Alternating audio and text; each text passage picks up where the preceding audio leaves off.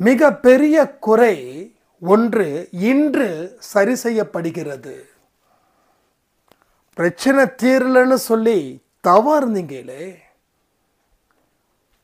ஆனா இப்போ தவம் இல்லாமலே இந்த பிரச்சனைகள் இன்னும் சில நாட்களில் தீரப்போகுதுன்னா நம்ப முடியுதா?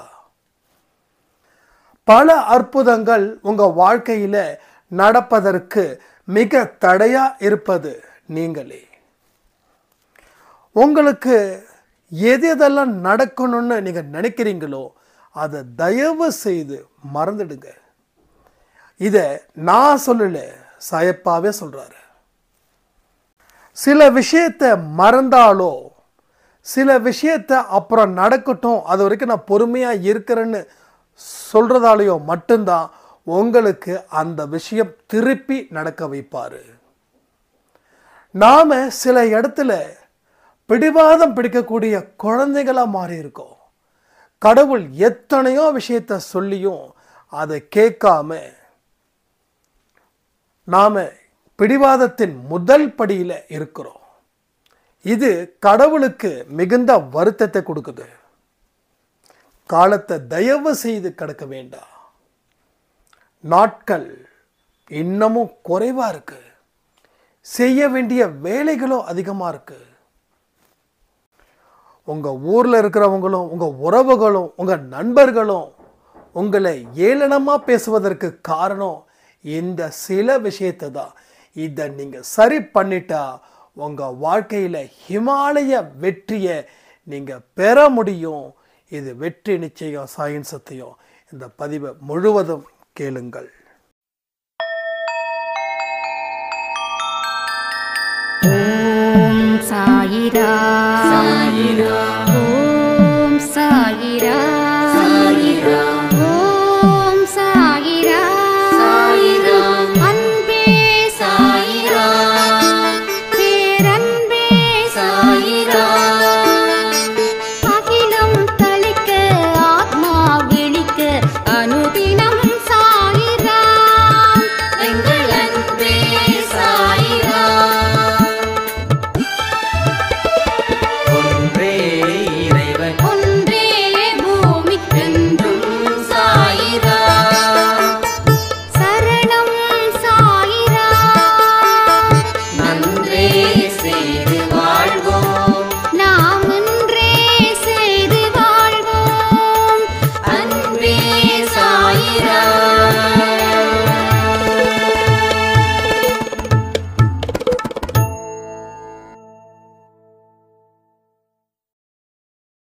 சாய்ரா. என் உயிரின் உயிரானவர்களே, தொடர்ந்து பல பதிவுகள் உங்க வாழ்க்கையில மாற்றத்தை விதைச்சிருக்குதுன்னு நான் நம்புறேன். உங்களுடைய கண்ணீரை நிறுத்த சாயப்பா படாத பாடுபட்டு இருக்காருன்றத இங்க நான் புரிஞ்சுக்கிற எத்தனை பேர் இதை புரிஞ்சுக்கிறீங்கன்னு தெரியல. உங்க ஒரு சொட்டு கண்ணீர் கூட வீணாக கூடாது அப்படின்றதுல நம்மளை விட, நம்ம பெற்றோர்களை விட, நம்மளுடைய வெல்விஷரை விட கடவுள் அவருக்கு அக்கறையும் ஜாஸ்தி, எதிர்பார்ப்பும் ஜாஸ்தி. கண்ணுக்கு முன்னாடி நல்ல விஷயங்கள் நம்ம குழந்தைக்கு கொடுத்துட்டு இருக்கோம். ஆனா இதை எதையுமே எடுத்துக்காம என்னுடைய குழந்தைங்க ஒரு மோசமான வழிகளை அவங்க தேர்ந்தெடுக்கிறாங்களே அப்படின்னு அவர் மிகுந்த அளவுல வருத்தத்தோட இருக்கிறாரு. இந்த ஒரு விஷயம் மட்டும்தான் எனக்குள்ள வாழணும் அப்படின்ற ஒரு வெறிய ஏற்படுத்துச்சு. எந்த விஷயம்? எனக்காக என் சாயப்பா நான் இப்படி இருக்குன்னு சொல்லி வருத்தப்பட்டு இருக்காரு. அப்ப எனக்குள்ள என்னென்ன விஷயங்கள் எல்லாம் இருக்குதுன்றத நான் ஆழ்ந்து யோசிக்கும் போது பல விஷயங்கள் எனக்குள்ள தெரிஞ்சது. மோஸ்ட்லி எல்லா ஹியூமனும் தனக்கு இல்லாததை தான் நினச்சி கண்ணீர் விடுவான். எல்லா மனுஷங்களை பார்த்தாலும் தனக்கு எது இல்லையோ அதை மட்டும்தான் நினைப்பான். ஃபார் எக்ஸாம்பிள், ஒரு பெரிய பணக்காரன் இருக்கான்னு வச்சுக்கோங்க. அவன் தன் கிட்ட வேற ஏதோ ஒரு விஷயம் இல்லை, அது இருந்துச்சுன்னா என் வாழ்க்கை ஃபுல்ஃபில் ஆகும்னு நினைப்பான். ஒரு ஏழை கிட்ட போனீங்கன்னா பணம் மட்டும் இருந்துச்சுன்னா என் வாழ்க்கை ஃபுல்ஃபில் ஆகிடும் அப்படின்னு நினைப்பான்.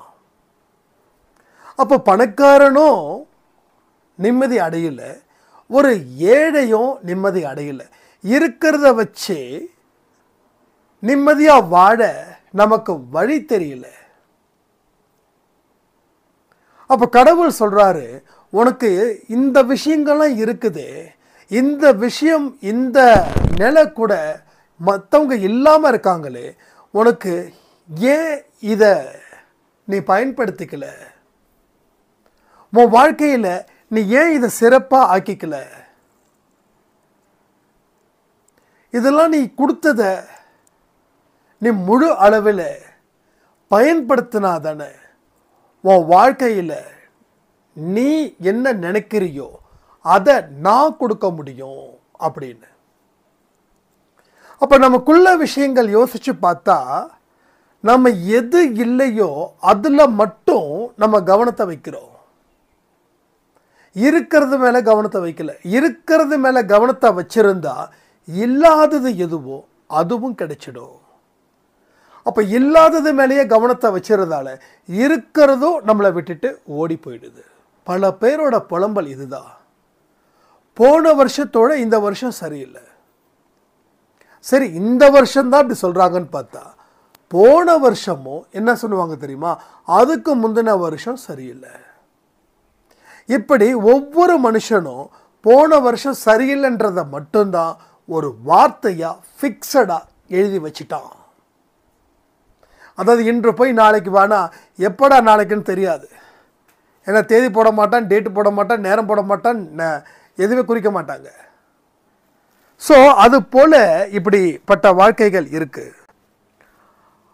இதுதான் நம்மளுடைய மிகப்பெரிய பிரச்சனையாக வந்து நிற்குது. இப்போ கூட யோசிச்சு பாருங்க, உங்கள் வாழ்க்கையில் எதை நினச்சி நீங்கள் கவலைப்படுறீங்க? இல்லாததை ஒன்று நினச்சி தானே. இருக்கிறத நினச்சி சந்தோஷப்பட்டீங்களா? ரொம்ப கிளியராக யோசிங்க. நேரம் நாளானாலும் பரவாயில்ல, யோசிங்க. யோசித்து பார்த்து முடிவெடுங்க. என் வாழ்க்கையில் ஒரு ஸ்டேஜில் எல்லாமே போயிடுச்சு. எல்லாமே போயிடுச்சு. நீங்கள் என்னென்னலாம் நினைக்கிறீங்களோ அது எல்லாமே எனக்கு போயிடுச்சு. கடவுள் எனக்கு கொடுத்தது ஒன்றே ஒன்று, உடம்பு. இந்த உடம்பை வச்சு நாம் உழைக்கணும். கடவுள் இன்னொன்று கொடுத்துருக்காரு, 24 மணி நேரத்தை கொடுத்துருக்காரு. இன்னொன்று கொடுத்துருக்காரு, ஆறாவது என்னது, ஆறாவது அறிவையும் கொடுத்துருக்காரு. ஆறாவது அறிவை கொடுத்துருக்காரு, 24 மணி நேரத்தை எனக்கு மட்டும் கொடுத்துருக்காரு. எனக்கு ஒரு நல்ல உடலை கொடுத்துருக்காரு. உடலில் நோய் இல்லை, நொடி இல்லை. உன்னால் என்ன வேணாலும் செய்ய முடியும். இதுக்கு நான் நன்றிகளை பல செலுத்தினேன், பல நன்றிகளை சொன்னேன். இந்த உடம்பு இருக்குது, புத்தி இருக்குது, காலம் நேரம் இருக்கு, எல்லாம் என் வசம், என் கைவசம் எல்லாமே. அப்போ இதை நான் என் வாழ்க்கையில் பயன்படுத்தணும். அன்னைக்கு வச்சது தான் ஓட்டம், இன்னைக்கு வரைக்கும் நான் ஓடிக்கிட்டு இருக்கேன்னா அதுக்கு காரணம் எனக்கு அவர் கொடுத்ததை நான் சரியாக பயன்படுத்திக்கிட்டதால எனக்கு என்ன தேவையோ அதை அவர் எனக்கு கொடுத்துக்கிட்டு இருக்கிறாரு. இது வரைக்கும் இது வேணும் அது வேணும் அப்படின்னு கேட்கல. ஏன் கேட்கலன்னா கேட்கக்கூடாதுன்னு இல்லை, எனக்கு தேவையானதை பார்த்து பார்த்து செய்கிறாரு. நான் எதுக்கு கேட்கணும்? என்னோட வாழ்க்கையை அவர்கிட்ட ஒப்படைச்சிட்டேன், என்னோட தொழிலை அவர்கிட்ட ஒப்படைச்சிட்டேன், அன்பே சாய் குடும்பத்தை அவர்கிட்ட ஒப்படைச்சிட்டேன். என்னுடைய செயல்கள் என்னவோ அதை மட்டும்தான் செய்ய வேண்டிய ஒட்டுமொத்த உரிமையும் எனக்கு இருக்குது. வேற எந்த பர்பஸும் எனக்கு இல்லை. அப்போ இந்த மாதிரி ஒரு மனுஷனா நாம இருக்கணுன்றது சாயப்பாவோட விருப்பம். இதை விட நீங்க இன்னும் பெட்டரா இருக்கணுன்றதையும் அவரோட விருப்பம். ஆனா இன்னைக்கு இருக்கக்கூடிய கண்ணீர் தேவையில்லாதது, வீணான கண்ணீர். மறுபடியும் சொல்றேன், உங்க வீட்டில் உங்க குழந்தைங்க தேவையில்லாத விஷயத்துக்கு கேட்டாங்கன்னா நீங்க கொடுத்துருவீங்களா? அடம் பிடிச்சு கேட்குறாங்க, அழுவுறாங்க, தரையில் உருண்டு பரண்டு அழுங்க சில பொடுசுங்கள்லாம் பார்த்தீங்கன்னா.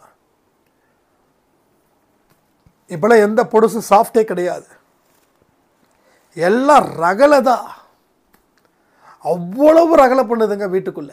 நீ இதை செஞ்சே ஆகணும், இதை வாங்கி கொடுத்தே ஆகணும், இல்லாட்டி வீடு ஃபுல்லாக நான் உடுந்துவேன், பெறலுவேன், கண்ணீர் விடுவேன், அழுவேன், என்ன வேணாலும் பண்ணுவேன். ஆனால் நாம் என்ன பண்ணாலும் நம்ம செய்ய மாட்டோம். ஏன் அப்படின்னா இது இப்போ உனக்கு தேவையில்லாததுன்னு சொல்லி. இப்போ குழந்தைங்க பசிக்குது அப்படின்னு சொல்லி அழுகுறாங்களா? சொல்லுங்க, எனக்கு இட்லி வைக்கல, தோசை வைக்கல அப்படின்னு அழுகுறாங்களா? அதுக்கெல்லாம் அழ வேண்டிய அவசியமே இல்லை. தேவையானதை அம்மா செய்வாங்க, அப்பா செய்வாங்க. ஆனால் நல்ல சளி பிடிச்சிருக்குது, நல்ல ஃபீவர். இப்போ எனக்கு ரோட்டில் ஒருத்தர் ஐஸ்கிரீம் காரன் போகிறான், ஏகப்பட்ட குழந்தைங்க வாங்கி சாப்பிட்றாங்க. நம்ம குழந்தைக்கு ஆசை பயங்கரமாக வந்தது. நீ இப்போ வாங்கி தரலன்னா நான் தேம்பி தேம்பி அழுவேன்னு. யாராவது வாங்கி தர முடியுமா? அப்போ அழுவுறது வேஸ்ட்டு. அதே போல தான் இங்கே நடக்குது. நமக்கு தேவையில்லாத விஷயத்துக்கு நம்ம அழுவுறோம். ஏன் கிடைக்கல தெரியுமா? எதனால கிடைக்கல தெரியுமா? இதனால தான் கிடைக்கல. உனக்கு தேவையானதை கொடுத்துட்ட, தேவையில்லாததை நீ கேட்குற. நீ கேட்டால் நான் கொடுக்க முடியாது, நான் கொடுத்தா நீ கெட்டு போயிடுவேன்றதுக்காக நீ கேட்டதை நான் கொடுக்கல. நான் கொடுத்ததை நீ பயன்படுத்திக்கோ, பயன்படுத்தி அதில் வாழு, அதில் வாழ்ந்து பாரு. அதுக்கப்புறம் நீ என்கிட்ட கேட்கவே வேண்டாம். உனக்கு என்னென்ன வேணுமோ எல்லாத்தையும் இந்த ஃபுட்டு டெலிவரி பண்ணி வீட்டுக்கு அனுப்புவாங்க பாருங்களேன், அது மாதிரி உனக்கு அனுப்பி வச்சுக்கிட்டே இருப்பேன். இது சாய்ப்பாவோட மைண்ட் ரீட். இதை அவருடைய மைண்டுக்குள்ள நீங்கள் அக்செப்ட் பண்ணி அதை படித்து பார்த்தீங்கன்னா எல்லா விஷயமும் தெளிவு பெறும், எல்லா நல்ல விஷயங்களும் நடக்கும். இப்போ ஏன் உங்களுக்கு பல விஷயங்கள் நடக்கலைன்னா நீங்கள் அடம் பிடிக்கிறீங்க, பிடிவாதத்தின் முதல் படியாக நீங்கள் நிற்கிறீங்க. ஆனால் உங்கள் குழந்தை பிடிவாதம் பிடிக்குது நீங்கள் சொல்கிறீங்க. ஆனால் நீங்களே எவ்வளோ பிடிவாதம் பிடிக்கிறீங்கன்றத கொஞ்சம் யோசித்து பாருங்கள். அதை யோசித்து பார்க்கும்போது தான் பல விஷயங்கள் தெரியும். நாம் இவ்வளவு அடம் பிடிச்சிருக்கோமா, ஐயோ பாவம் பையன் சாயப்பான்னு சொல்லி ஃபைனலாக நாம் அவர் மேலே பரிதாபப்படுவோம். ஸோ இதில் இருந்து தான் வாழ்க்கையை ஆரம்பிக்கணும். இன்னொரு விஷயம் சொல்லிடுறேன், அதையும் கேளுங்க. எந்த மனுஷனாவது உங்ககிட்ட ஒரு குறை இருக்குதுன்னு சொல்லி உங்களை மனசை கஷ்டப்படுத்தி எந்த ஒரு விஷயத்தையும் செய்ய விடாமல் சொல்கிறான் அப்படின்னா அவன் எதை சொல்கிறானோ அதை நீங்கள் சரி பண்ணுங்க. அதை பற்றி கவலைப்படக்கூடாது.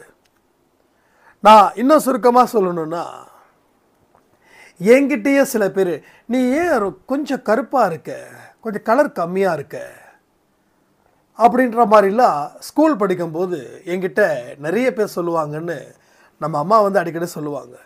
நீ ரொம்ப ரொம்ப ஃபீல் பண்ணடா, நீ கொஞ்சம் கருப்பாக இருக்க அப்படின்னு சொல்லிடு. அப்போ எனக்கே ரொம்ப கஷ்டமாக இருக்கும். அடிக்கடி நான் வந்து பவுடர் அடிக்கிறது, மூஞ்சிக்கு சோப்பு போடுறது, இதெல்லாம் நான் தொடர்ந்து செய்வேனா.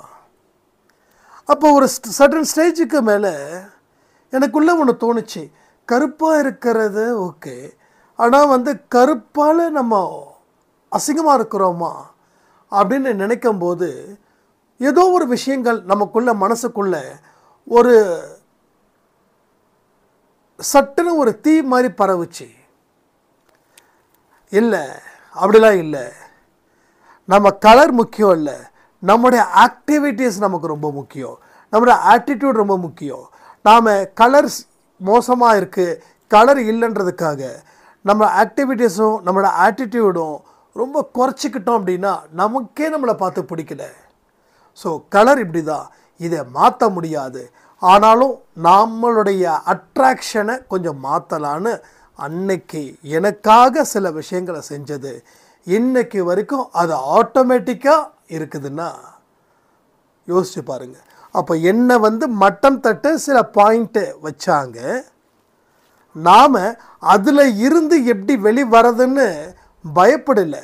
அதுதான் அப்படி தான் நான் இருப்பேன், என்ன இப்போது அப்படின்னு கேட்காம சொல்லாமலே நாம் சொன்னோம், கேட்டோம்.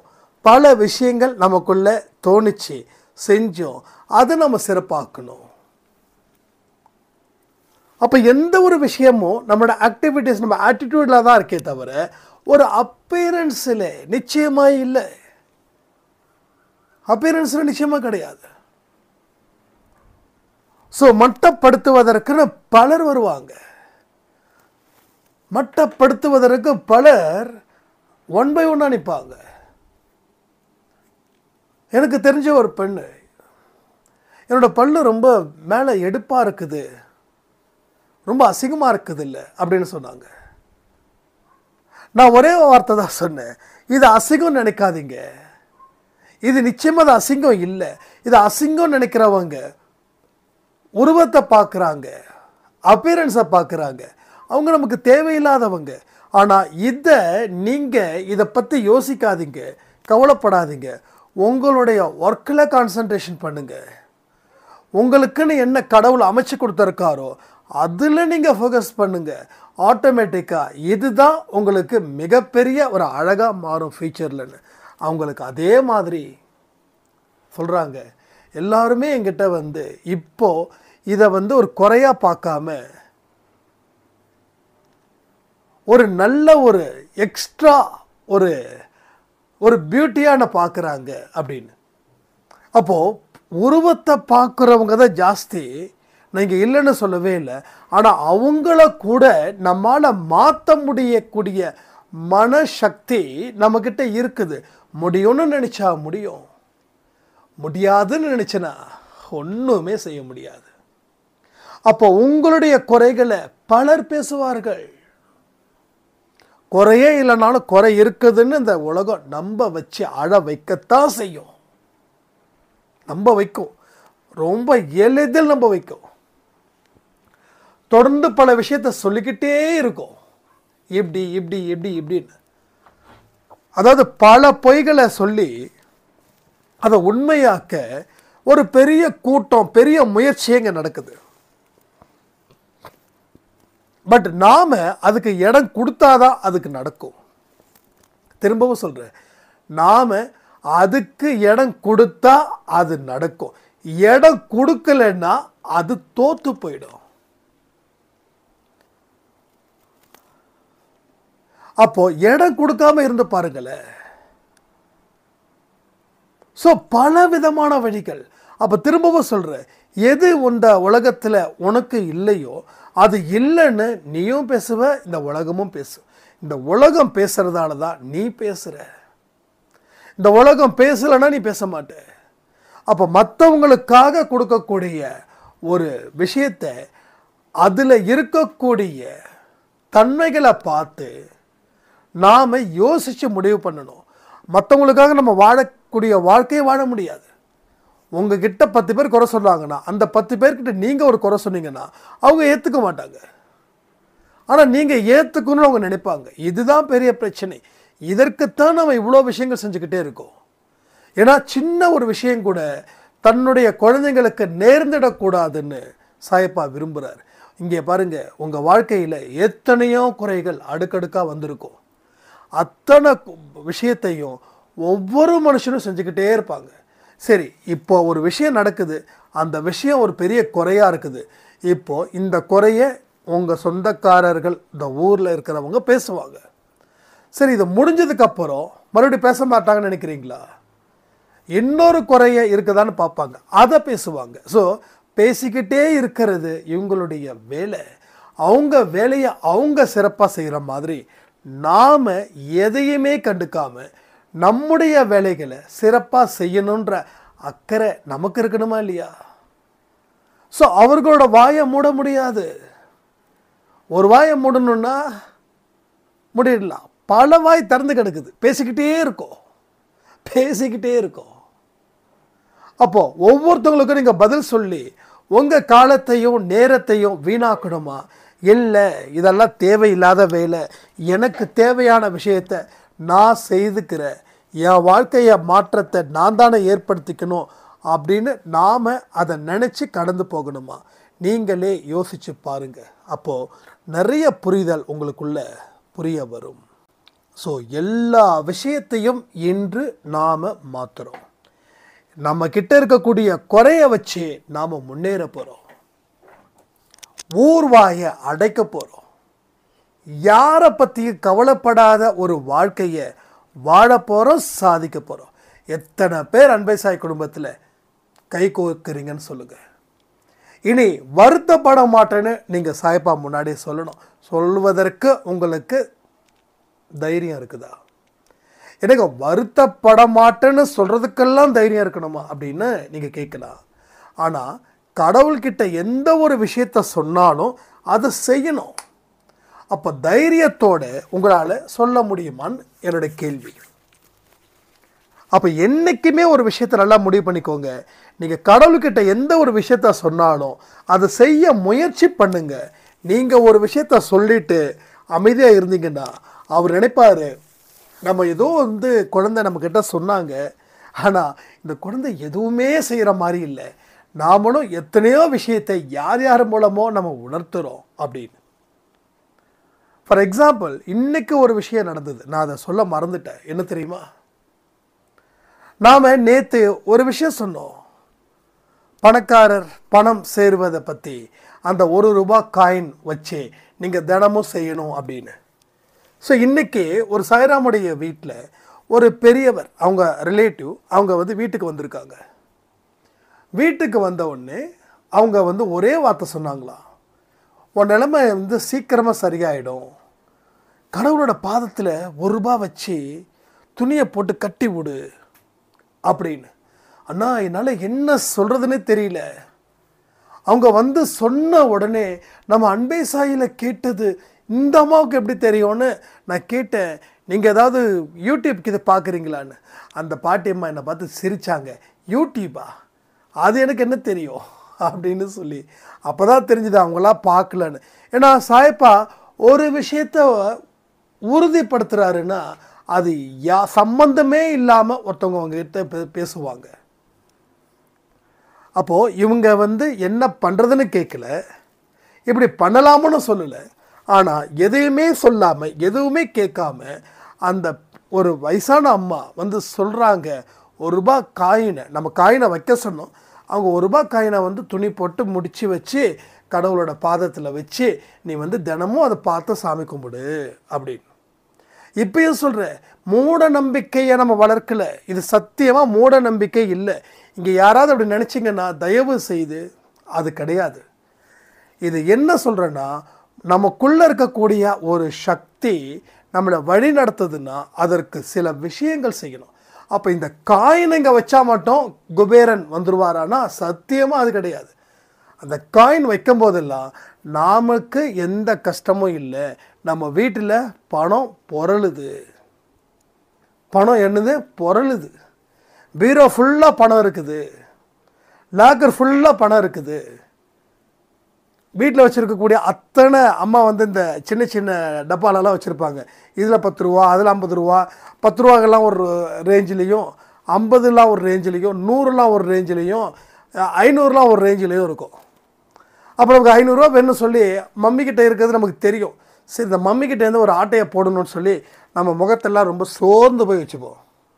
என்னடான்னு கேட்பான். கேட்க மாட்டாங்க.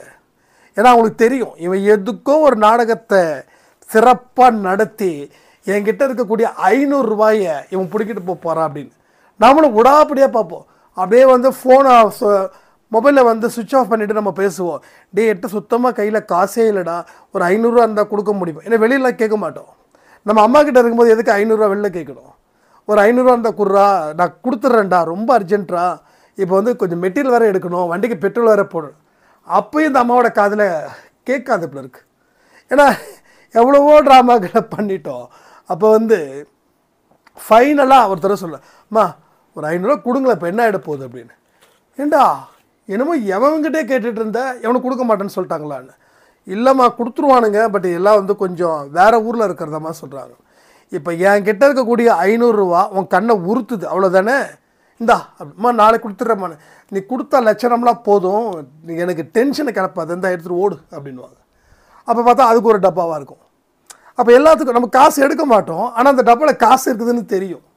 நம்ம ஏற்கனவே செக் பண்ணி பார்ப்போம், ஓகே இந்த அம்மா வந்து ஒரு 500 ரூபா வச்சுருக்குது, ஒரு 1000 ரூபா வச்சுருக்குறாங்க அப்படின்னு எண்ணிலாம் பார்ப்போம்.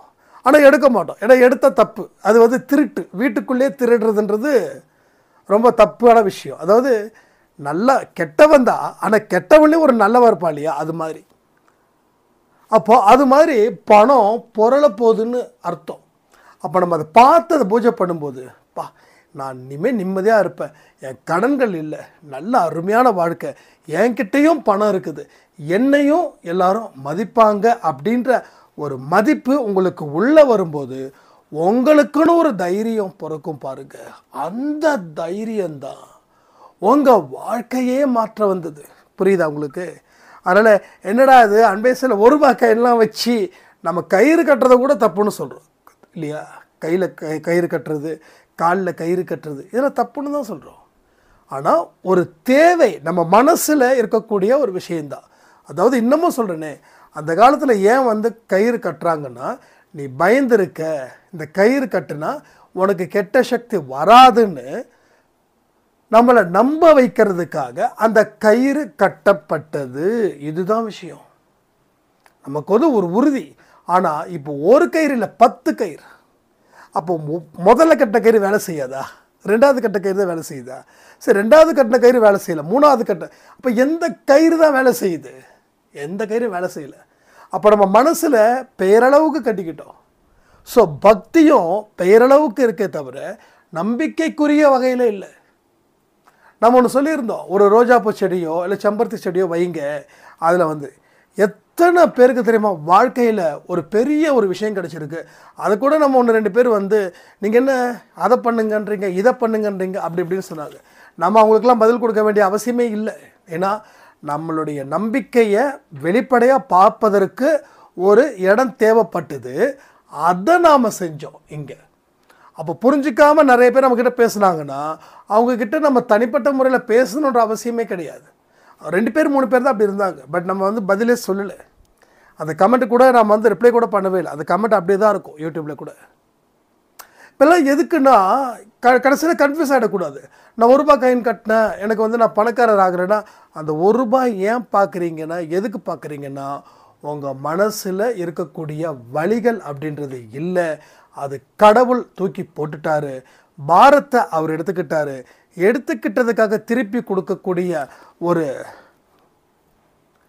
ஒரு ஒரு வழிதான் இந்த செல்வந்தர், புகழ், பேரு, பெருமை எல்லாமே அப்படின்னு. ஸோ இது எல்லாமே நடக்குது, நடக்காமலாம் எதுவுமே இல்லை. ஸோ நீங்கள் ஆரத்தி எடுக்கிறீங்க, சச்சரிதம் படிக்கிறீங்க, மெடிடேஷன் பண்ணுறீங்க, பிராணாயாமம் பண்ணுறீங்க தானே? எத்தனை பேர் எதை பண்ணுறீங்க கொஞ்சம் கமெண்ட் பண்ணுறீங்களா? ஏன்னா இப்போ நிறைய பேர் செஞ்சுக்கிட்டு இருக்கோங்க, நிறைய பேர். தினமும் நான் ரிப்ளை பண்ணுறனோ பண்ணலையோ, ஆனால் நான் செஞ்சேன்னு சொல்லி கடமையை நிறைவேற்றுறதில் நிறைய பேர். திலகவதி சாய்ராம்னு ஒரு சாய்ராம், அவங்க ரெகுலராக 4 ஆடியோ 5 ஆடியோ அனுப்பிடுவாங்க. தம்பி இப்படி இருக்கு தம்பி, நான் வந்து ரிப்ளை வந்து ஏன்னா நான் மோஸ்ட்லி வந்து அந்த ஆடியோஸ்லாம் ஒரு 11 மணிக்கு மேலே தான் கேட்குறேன். அது அன்டைமில் கேட்கும்போது எனக்கு வந்து ரொம்ப டிஸ்டர்ப் ஆகும். திருப்பி அவங்களுக்கு வந்து எனக்கு டிஸ்டர்ப் ஆகாது, நான் கேட்குறது எனக்கு பிரச்சனை இல்லை. ஆனால் நான் திருப்பி அவங்களுக்கு பதில் ஆடியோ கொடுக்கறது அவங்களுக்கு டிஸ்டர்ப் ஆகுமோன்னு சொல்லி நான் அதை கொடுக்குறதே இல்லை. அடுத்த நாள் காலையில் ஓகேம்மான்னு சொல்லிடுவேன். சம்டைம்ஸ் என்னால் அந்த மெசேஜஸ் வந்து டிஸப்பியரிங் ஆகிடும். ஸோ எதுக்கு சொல்கிறேன்னா, உங்கள் கடமைகளை நீங்கள் செய்யுங்க, என் கடமைகளை நான் செய்கிறேன். ஸோ நம்ம 2 பேர் கடமைகளை நல்லா செஞ்சிட்டா எல்லாமே இங்கே மிகப்பெரிய அளவில் மாற்றத்தை அது ஏற்படுத்தும் அப்படின்றது. ஸோ இது மாதிரி பல விஷயங்கள் நடந்துக்கிட்டே இருக்குது. இப்போ உங்களுக்கு ஒரு குறை இருக்குதுன்னா அந்த குறையை நீங்கள் நினச்சாதான் அது குறை. நீங்கள் நினைக்கலைன்னா அந்த குறையே ஒரு நிறையா போயிடும். நல்ல வேலைப்பா நான் இப்படி இல்லைன்னு. ஒன்றும் இல்லை, சினிமா ஆக்டர் யோகி பாபு எத்தனை பேருக்கு தெரியும்? ஸோ எல்லாருக்குமே தெரியும்ல. அப்போது அவருக்கு எது ஹீரோவாக இருக்குதுன்னா அவரோட குறை தான் அவருக்கு ஹீரோவாக இருக்குது. அவரோட உடம்பு, அவரோட முடி. அந்த உடம்பு பெருசாக இருக்குது. ஏன்னா அது வந்து மோஸ்ட்லி குண்டாக இருந்தால் அசிங்கம்னு நம்ம சொல்லுவோம் இல்லையா. நான் ஹெல்த் வைஸை பார்க்குறேன். சில பேர் வந்து இதை பாடி ஷேமிங் பண்ணுவாங்க, என்ன இவ்வளோ குண்டாக இருக்கிறான் அப்படி இப்படின்னு. ஆனால் அவருக்கு என்னாச்சு, அது ஒரு வருமானத்தை கொடுத்துச்சு. வருமானத்தை மட்டுமா கொடுத்துச்சு, புகழையும் கொடுத்துச்சு. ஒரு சினிமாவில் ஒரு நல்ல ஒரு திறமையை கொண்டு வருவதற்கும் அது பயன்பட்டுச்சு. அதே போல் எத்தனையோ காமெடியன்ஸ் சொல்கிறேன், காமெடி ஆக்டர்ஸ் சொல்கிறேன். ஸோ கல்லாப்பட்டி சிங்காரன் ஒரு காலத்தில் இருந்தார், அவர் உங்களுக்கு தெரியும்னு நினைக்கிறேன்.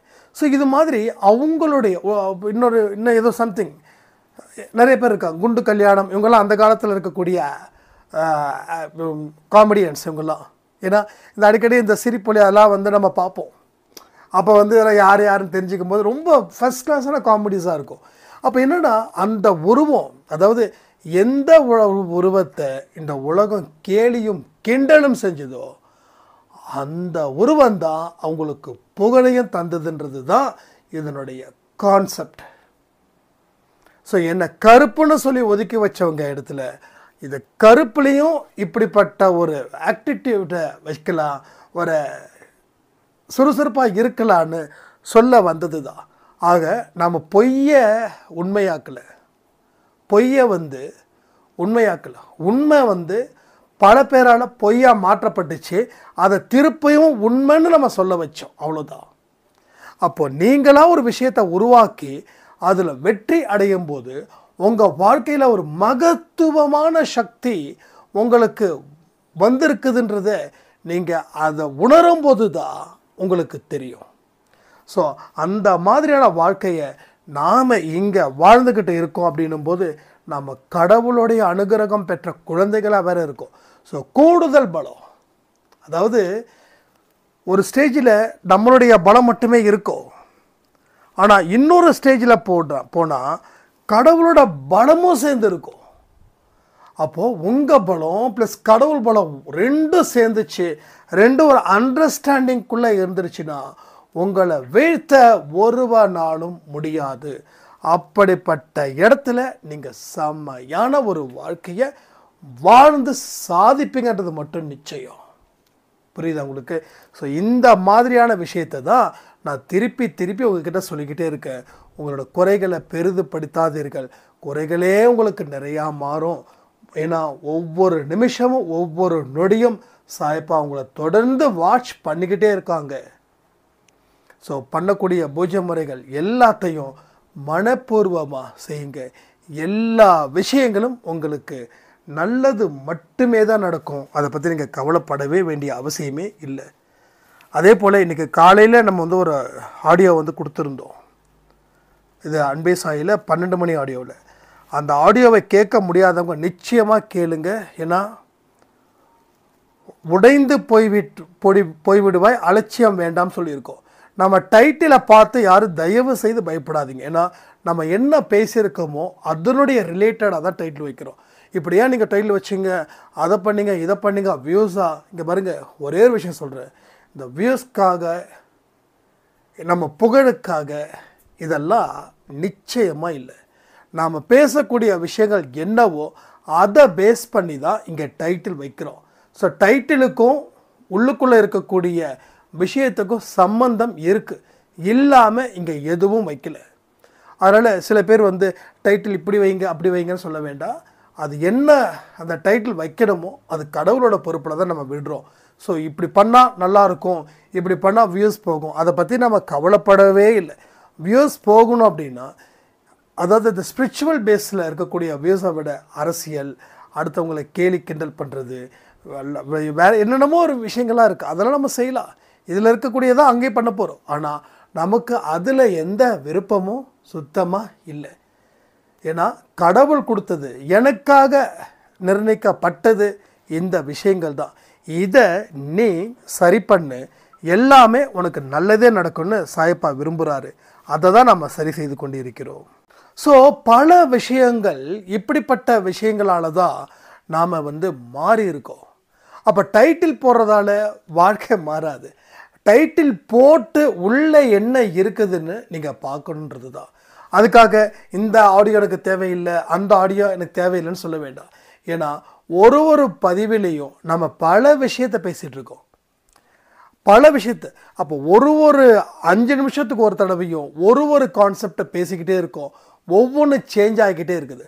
அதனால் எது எப்படின்றத நீங்கள் முழுக்க தெரிஞ்சுக்கிட்டால் மட்டும்தான் உங்களுக்கு இதில் இருந்து ஒரு முழு சுதந்திரம் உங்களுக்கு கிடைக்கும். ஸோ வாழ்க்கை பற்றியும் உங்களுக்கு யார் என்ன ஒரு குறைய சொல்லி உங்களை அவமானப்படுத்தணும்னு நினச்சாலோ, எதை பற்றியோ நீங்கள் எந்த காரணத்தை கொண்டும் வருத்தப்படாமல் உங்களுக்கு தேவையான அத்தனை விஷயங்களையும் கடவுள் கொடுப்பாரு. இந்த குறைகள் மூலமாக என் வாழ்க்கை நிறைவு பெற போகிறது. இந்த மாதிரி உங்களுக்கு தொடர்ந்து நம்பிக்கையை வளர்க்கணுன்றதுக்காக தான் அன்பே சாயில இத்தனை பதிவுகள் சாயப்பா என் மூலமாக உங்களுக்கு சொல்லப்படுகிறது. அதே போல் இன்னொரு சாயிராம சொல்லியிருந்தாங்க, உண்மையிலே சொல்கிறாங்க, அன்பே சாயில பல விஷயங்கள் தெரிஞ்சிக்காத பல விஷயங்கள் நிறைய இருக்குது. இதை தெரிஞ்சுக்கிட்டோம், அதை விட்டு எத்தனையோ செலவுகள் பண்ணோம், எத்தனையோ மாந்திரிகம் செஞ்சோம், வீணான காசு போச்சு, செலவு அலைச்சல் எல்லாமே எங்களுக்கு பெரிய அளவில் ஒரு ஸ்ட்ரெஸ்ஸை எங்களுக்கு கொடுத்துச்சு. ஆனால் இப்போது எல்லா விஷயங்களும் எங்களுக்கு உள்ளேயே அது இருக்குதுன்னு நினைக்கும் போது அளவில்லாத சந்தோஷம், மனசில் அப்படிப்பட்ட ஒரு பலம் எங்களுக்கு இருக்குதுன்னு சொன்னாங்க. ஏன்னா திரும்பவும் சொல்கிறேன், இந்த வார்த்தைகள் வரிகள் இதில் இருக்கக்கூடிய சுவாரஸ்யங்கள் அத்தனையும் கடவுளால் சொல்லப்பட்டது. கூட என்னோட அனுபவத்தையும் நான் சேர்த்துக்கிறேன். ஏன்னா எந்த ஒரு விஷயத்தையும் நம்ம மறுபடியும் சொல்கிறேன், ப்ரீ பிளான்டாக பண்ணல. என்ன பேசணுமோ அதை பேசுகிறோம், அதை சிறப்பாக கொண்டு போய் சேர்க்கறதில்ல. சாயப்பா தான் இந்த இடத்துல ரொம்ப தெளிவாக இருக்காருன்னு சொல்லி இந்த பதிவை நான் முடிக்கிறேன். ஜெய் சாய்ராம்.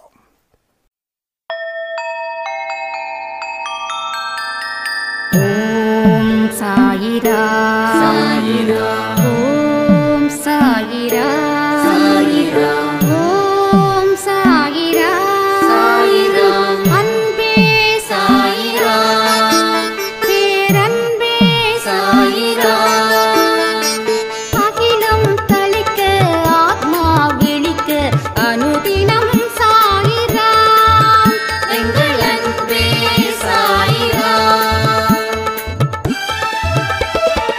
ஒன்றே